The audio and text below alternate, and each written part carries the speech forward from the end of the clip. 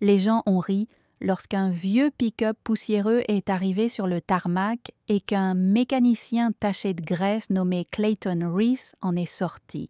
Il a été appelé pour réparer le jet privé d'un milliardaire, mais personne ne s'attendait à ce qu'il le touche, et encore moins le répare. Alors que les dirigeants se moquèrent de lui derrière une vitre, une femme regardait en silence Delaney Carter, la superbe propriétaire du jet. En quelques minutes, elle allait marcher sur la piste, tout arrêter et poser la seule question qui choquerait le monde entier. Avant de commencer, commençons cette vidéo et commentons d'où vous regardez. Votre soutien nous aide à raconter des histoires plus puissantes. Commençons maintenant. Les gens ont ri lorsqu'un vieux pick-up poussiéreux est arrivé sur le tarmac et qu'un mécanicien taché de graisse nommé Clayton Reese en est sorti.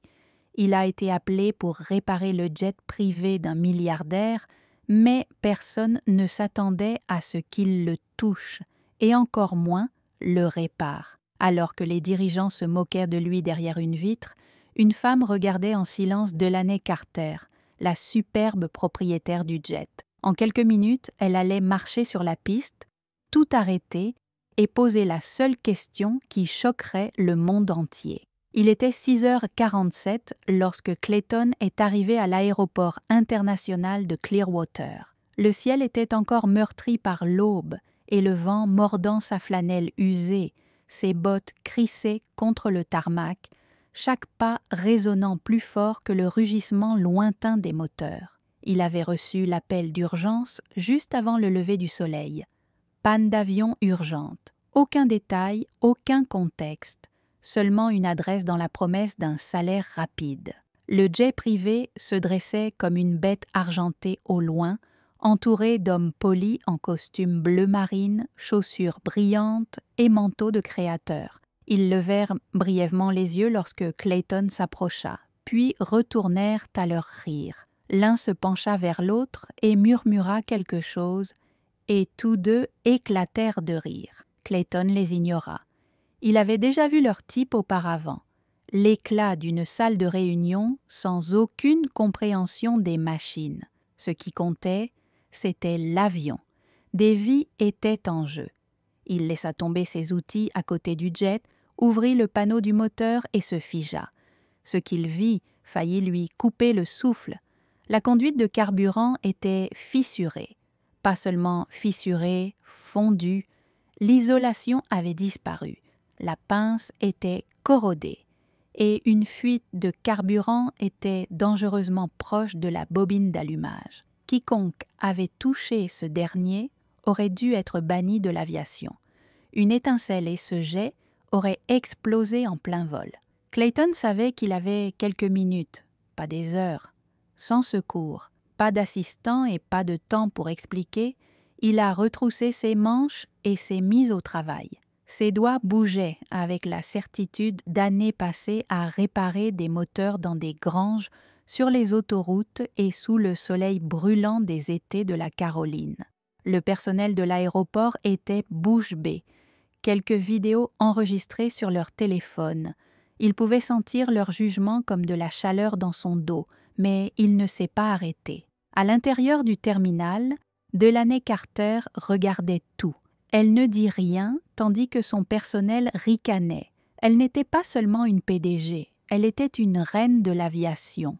Son père avait construit Carter Sky à partir de zéro, et elle en avait fait un empire. Elle connaissait les jets, elle les avait pilotés, construits, pilotés, et ce qu'elle avait vu dehors l'avait stupéfiée. Elle se pencha en avant, plissant les yeux à travers la vitre. Qui était cet homme aux mains huilées et aux jeans déchirés qui semblait se déplacer avec la grâce d'un chirurgien? Pourquoi était-il le seul à avoir vu ce que ses pilotes entraînés avaient manqué? Puis, les lumières du jet ont clignoté. Un doux bourdonnement a pulsé dans la machine comme un battement de cœur. Il était à nouveau vivant. Son souffle s'est arrêté. Elle se leva lentement, les yeux toujours fixés sur l'homme à l'extérieur. Tout le monde a vu un mécanicien. Elle a vu quelque chose de complètement différent. et dans moins de 3 minutes, elle allait marcher sur cette piste et changer leur vie à jamais. Au moment où le jet a repris vie, les rires ont cessé. Les cadres derrière la vitre ont regardé dans un silence stupéfait, leur sourire suffisant s'évaporant à mesure que le bourdonnement devenait plus régulier. L'un d'eux a murmuré « Cela aurait dû prendre des heures », mais Clayton avait déjà fermé le panneau du moteur. Il ne célébra pas, il ne jubila pas. Il s'essuya les mains sur un vieux chiffon, jeta sa trousse à outils sur son épaule et se retourna pour s'éloigner. C'est à ce moment-là que la porte du jet privé s'ouvrit. Les marches descendirent lentement, chaque clic résonnant comme le tonnerre sur le tarmac silencieux. Une paire de talons toucha les marches métalliques, noires et élégantes, imposantes. Delaney Carter descendit avec l'élégance de quelqu'un né au pouvoir. Mais il y avait quelque chose de différent dans ses yeux. Ce n'était pas le regard d'une femme habituée à obtenir ce qu'elle voulait. C'était de la curiosité, vive, intentionnelle, inébranlable. Clayton s'arrêta à mi-chemin lorsqu'il la vit venir vers lui. Elle était vêtue d'un tailleur bleu marine sur mesure, avec des boutons dorés, ses cheveux attachés en arrière, sa démarche confiante. Chaque pas qu'elle faisait mettait les hommes en costume derrière son équipe mal à l'aise. Elle passa devant eux, devant les ingénieurs silencieux, devant le personnel qui riait quelques minutes plus tôt. Elle marcha droit vers l'homme couvert de graisse de moteur et le monde sembla retenir son souffle. « Vous l'avez réparé », dit-elle doucement. Clayton cligna des yeux. « Oui, madame. Numéro que vous avez enregistré. Mon pilote m'a dit que le moteur était endommagé au-delà de toute réparation. Il a dit que nous devrions le clouer au sol pendant 1 semaine. Il a raté une conduite de carburant fondu. Il touchait presque la bobine d'allumage, » dit Clayton calmement en époussetant sa chemise. Ses yeux se plissèrent, non pas de colère mais de réalisation. « Tu aurais pu t'éloigner. Je ne m'éloigne pas des risques d'incendie. » Un instant de silence. Puis Delaney sourit. Pas le genre de sourire porté dans les salles de réunion, mais un sourire qui venait de quelque part. C'était un petit sourire honnête et cela a surpris tous ceux qui regardaient. « Sais-tu qui je suis ?» demanda-t-elle. « Oui, Delaney Carter, Carter Skytech. Tu ne sembles pas impressionné? Je ne suis pas ici pour être impressionné. Je suis ici pour résoudre les problèmes. » Delaney l'étudia puis se tourna vers son équipe. Tout le monde à l'intérieur maintenant. Personne n'osa objecter. Les portes du terminal se refermèrent derrière eux. Maintenant, ils n'étaient plus que tous les deux sur le tarmac. « J'ai passé toute ma vie entourée d'hommes qui parlent beaucoup et font peu, » dit-elle d'une voix plus douce maintenant. « Tu es le premier à avoir fait le contraire. » Clayton fit un petit signe de tête. « Je faisais juste mon travail. » Delaney prit une profonde inspiration, comme si elle prenait une décision qui allait tout changer. Elle regarda le ciel, puis de nouveau l'homme qui avait sauvé son avion et peut-être sa vie.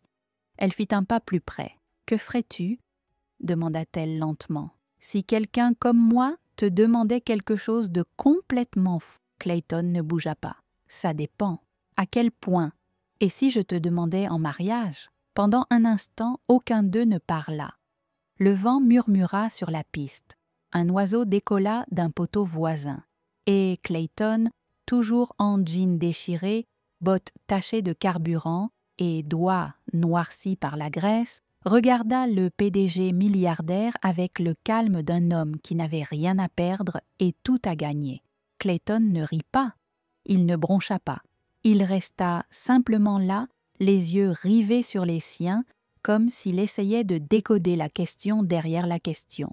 La plupart des hommes auraient trébuché sur leurs mots, essayé de jouer la carte de la décontraction ou supposé que c'était une blague. Mais pas Clayton. Il avait passé trop d'années à réparer ce que les autres avaient abandonné. Il connaissait la différence entre le bruit et le sens, et ce n'était pas du bruit. Delaney attendit. Son expression était indéchiffrable, mais sa respiration était saccadée, comme si les mots avaient choqué même elle. Elle n'était pas une femme habituée à attendre, mais elle resta immobile, espérant que l'homme en face d'elle ne prendrait pas cela comme une chute. Clayton essuya la sueur de son front du revers de la main. « Tu ne me connais même pas, c'est pourquoi je te le demande. » Il haussait un sourcil. « Reviens. » Delaney s'avança, ses talons claquant sur le béton comme un compte à rebours. « On m'a demandé en mariage 23 fois.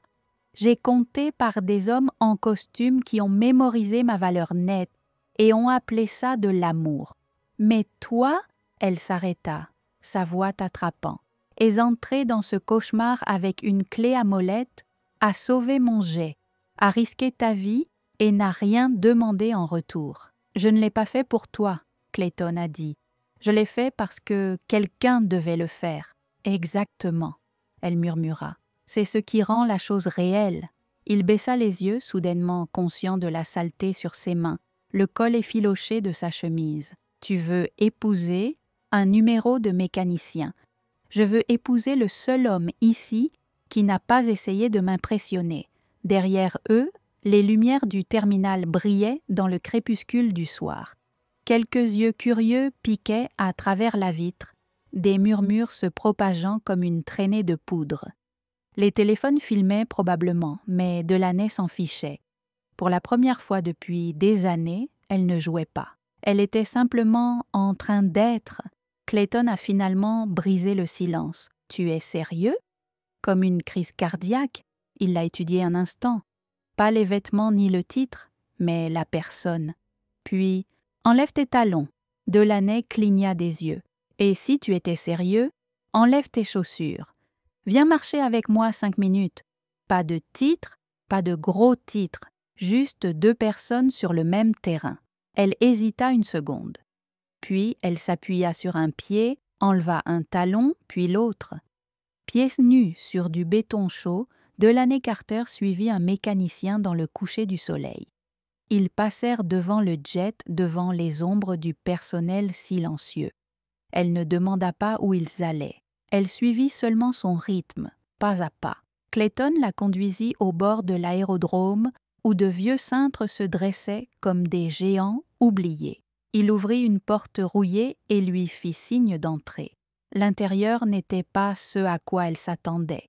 Il n'y avait pas de machine, pas de moteur, juste une petite table pliante, une chaise cabossée et des murs tapissés de vieilles photographies des mécaniciens d'avion et un petit garçon en salopette debout à côté d'un homme qui ressemblait comme 2 gouttes d'eau à Clayton, mais plus âgé et souriant largement. « Mon père a construit sa vie à réparer des moteurs, » dit Clayton doucement. « Je l'ai regardé réparer des avions que d'autres disaient être trop loin. Quand il est mort, j'ai hérité de ce hangar. J'ai gardé les lumières éteintes parce que les rêves ne fonctionnent pas à l'électricité. Ils fonctionnent au gravier. » Delaney se tourna lentement, absorbant tout cela. « Chaque homme que vous avez rencontré voulait votre empire. » Clayton continua. « Je m'en fiche.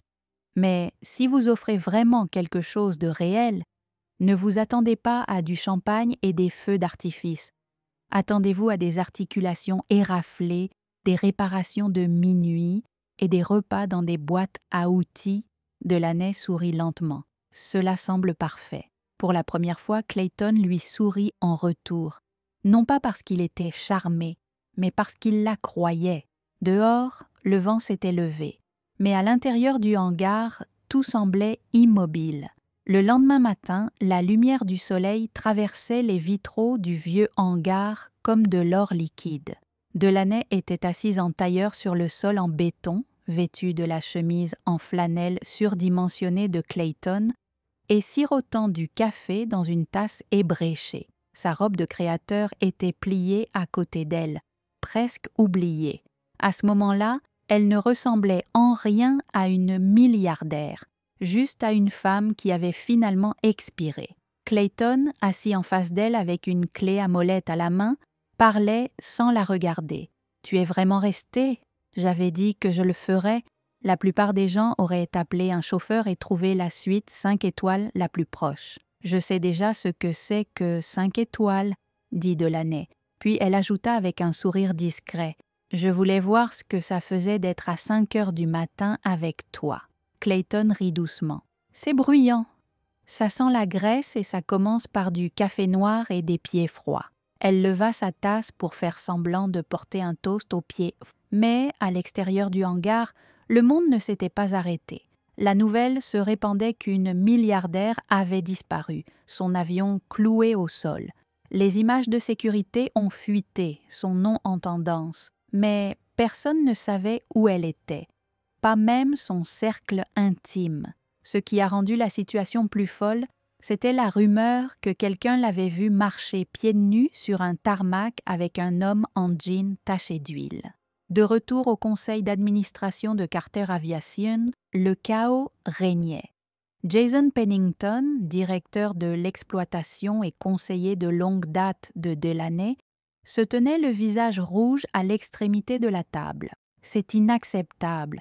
Nous avons des journalistes à l'extérieur, les actionnaires paniquent et le conseil d'administration convoque des réunions d'urgence. Un jeune cadre s'est penché. « Monsieur, et si elle choisissait l'amour ?» Jason s'est moqué. « Elle est une Carter. Les Carter ne courent pas après l'amour. Ils construisent au déshéritage. Mais une personne à cette table, la marraine de Delaney, une femme au regard perçant nommée Evelyn, ne dit rien. Elle avait vu Delaney grandir dans des châteaux et y pleurer seule. Elle se souvenait des anniversaires manqués, des rires simulés et des sourires répétés. Et maintenant, pour la première fois depuis des années, Delaney était hors scénario.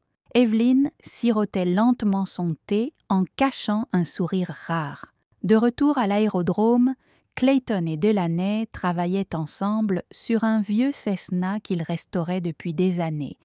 Pas un mot sur les entreprises ou les gros titres, seulement des plaisanteries grasses et des regards volés.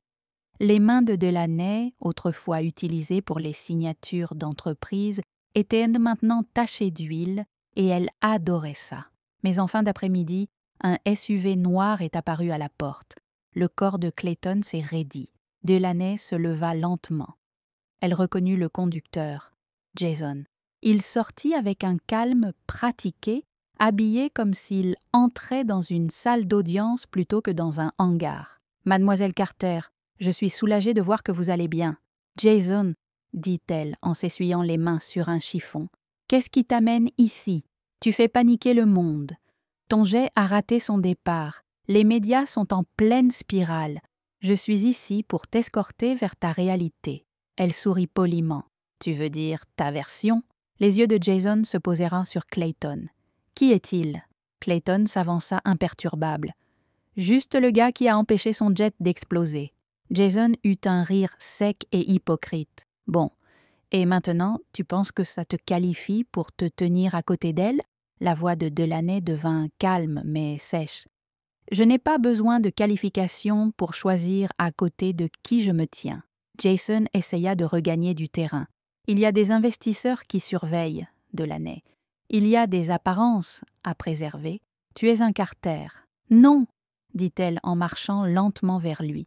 « Je suis Delaney et pour la première fois, je vais vivre comme tel. » Jason ouvrit la bouche et la referma. Delaney se tourna vers Clayton. « Viens avec moi. Où ? Montrer au monde. Je n'ai pas honte de la seule personne qui m'a vue avant la marque. » Clayton hésita, puis hocha la tête une fois.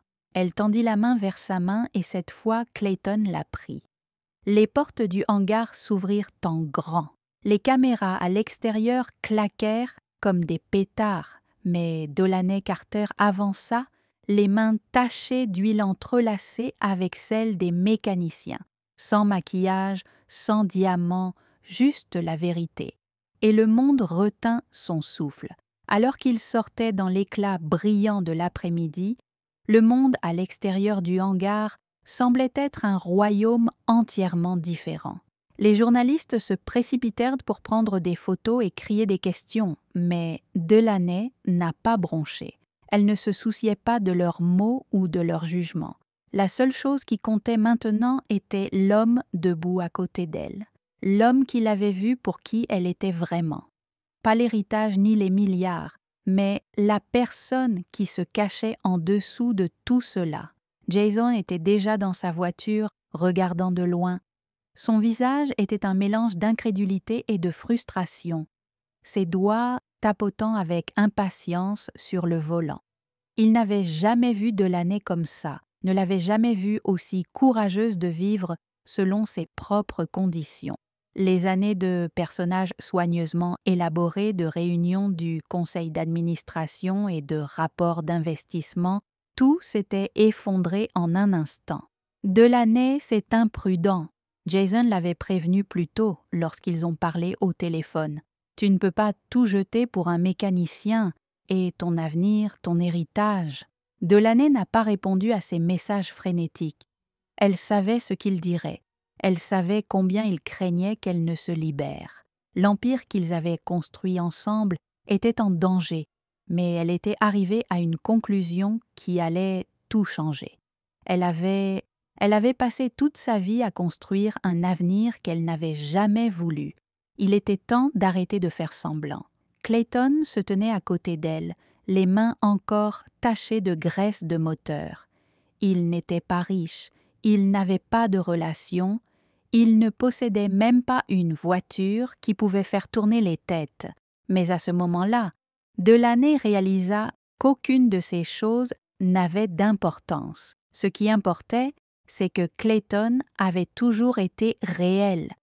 Il ne l'avait jamais voulu pour son nom ou sa richesse. Il la voulait simplement. Alors qu'ils marchaient vers l'avion qui les attendait, le cœur de Delaney s'emballa, non pas à cause de la frénésie médiatique qui les entourait, mais à cause de l'étrange paix qui s'était installée en elle. Elle ne s'était jamais sentie aussi vivante qu'à ce moment-là. Pour la première fois, elle faisait un choix pour elle-même, pas pour les attentes des autres. « Es-tu sûre de ça ?» Clayton demanda doucement, sa voix à peine plus haute qu'un murmure alors qu'il s'approchait du jet. Elle sourit d'un sourire doux mais sincère. « Je n'ai jamais été aussi sûre de quoi que ce soit de ma vie. » Le jet brillait sous la lumière du soleil. Le monde extérieur continuait sa frénésie chaotique. Mais Delaney ne se souciait plus du monde. Elle ne se souciait que de ce qui allait se passer ensuite, de prendre les mesures qui façonneraient le reste de sa vie. Ils montèrent à bord du jet et les portes se fermèrent derrière eux avec une lourde finalité. Le monde extérieur, les investisseurs, les médias, les attentes qu'ils devraient attendre. Pour la première fois, Delaney choisissait ce qui l'attendait ensuite. Elle n'était pas liée par le titre qui lui avait été attribué depuis sa naissance. Elle était libre. Alors que le jet s'élevait dans le ciel, laissant le hangar et son ancienne vie loin derrière, Delaney regarda Clayton. Son visage était calme, mais il y avait une chaleur dans ses yeux, une compréhension tranquille qu'elle avait cherchée toute sa vie. « Où aller ?» le pilote demanda, sa voix crépitant dans l'interphone. Delaney réfléchit un instant. « Où que la vie nous mène », dit-elle, sa voix ferme et emplie d'un nouveau sentiment de liberté. Les yeux de Clayton rencontrèrent les siens et dans ce regard, ils comprirent tous les deux. Ce n'était pas seulement un nouveau chapitre, c'était un nouveau départ, et ce n'était que le début de la plus grande aventure qu'ils auraient pu imaginer. L'horizon s'étendait devant eux, vaste et illimité, tout comme l'avenir, et Delaney savait, alors que le jet continuait son ascension dans le ciel, qu'elle avait fait le bon choix. Le monde ne comprendrait peut-être jamais pourquoi elle l'avait fait, mais pour la première fois, elle n'avait pas besoin de leur approbation. Elle avait trouvé quelque chose de bien plus précieux, son propre bonheur,